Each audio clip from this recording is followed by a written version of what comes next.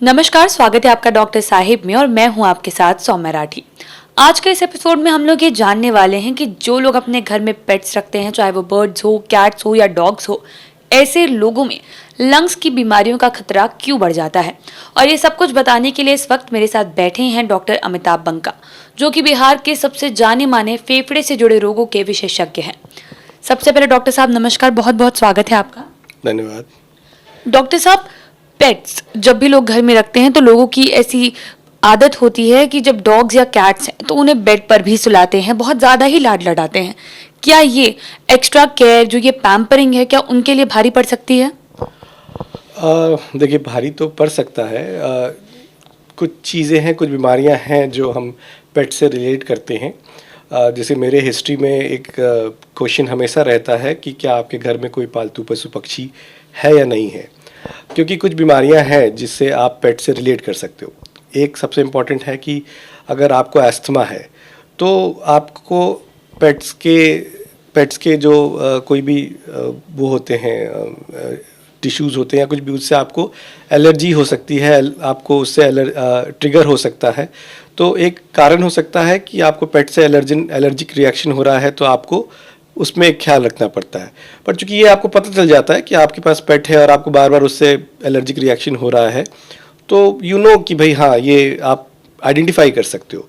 दूसरी एक बहुत इंपॉर्टेंट बीमारी है जो हम लोग कहते हैं हाइपर सेंसिटिव न्यूमोनाइटिस। ये एक form of interstitial lung disease है। बेसिक फॉर्म में कहें तो जो जिसमें फाइब्रोसिस हो जाता है या लंग सिकुड़न जिसमें हो जाती है, उस टाइप की बीमारी है। ये भारत में सबसे कॉमन पाई जाने वाली इंटरस्टिशियल लंग डिजीज़ है। और इसके ये अक्सर जो होता है हम लोग को पेट्स से, कबूतर से, जिनके पास कबूतरों का बहुत ज़्यादा वो होता है, या पेट्स के भी जो होते हैं, कैट्स या उनके जो बाल हैं या फिशीज़ हैं, या उनसे जो निकलते हैं बॉडी के जो भी टिश्यूज़ निकलते हैं, उनके इन्हेलेशन से ये होता है। बेसिकली इट्स काइंड ऑफ, बहुत बेसिक टर्म में कहूँ तो एक kind of allergic reaction type से ही आप समझो। नॉट एग्जैक्टली एलर्जिक, बट उसी टाइप का एक रिएक्शन होता है, हाइपर सेंसिटिव रिएक्शन होता है, जिससे ये बीमारी होती है। तो पेट से आपको प्रॉब्लम हो सकती है, और इसमें बेसिकली लॉन्ग एक्सपोजर के कारण ये आपको बीमारी होती है।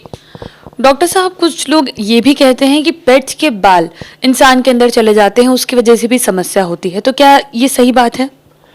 हाँ, नहीं, बिल्कुल होती है। पेट्स के बाल आप यूजली लंग्स में नहीं होता है। लंग्स में आपके इतने मैकेनिज्म हैं कि लंग्स में यूजली फॉरेन बॉडी नहीं जाता है, क्योंकि जाएगा तो फिर तो बहुत प्रॉब्लम हो जाती है। लंग्स में आपको तुरंत खांसी आएगी, ये आएगी, वो आएगी। तो लंग्स में जाना तो बहुत रेयर है। हाँ, पेट में आपके अक्सर ये होता है कि अपने बाल भी और पेट्स के भी कोई भी चीज़ आपके जा सकते हैं।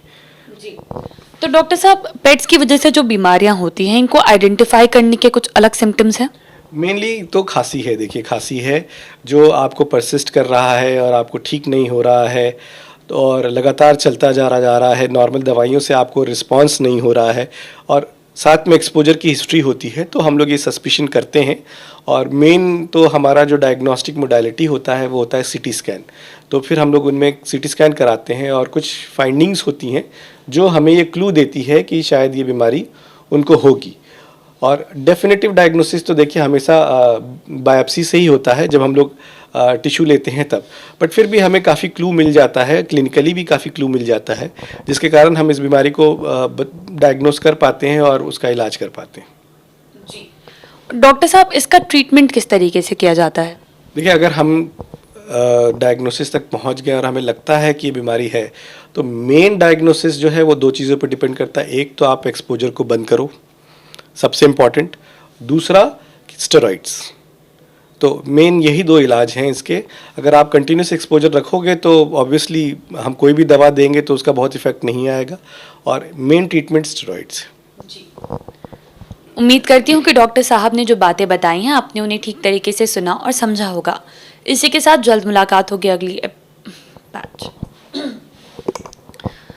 उम्मीद करती हूँ कि डॉक्टर साहब ने आपको जो सारी बातें बताई हैं आपने उन्हें ठीक तरीके से सुना और समझा होगा।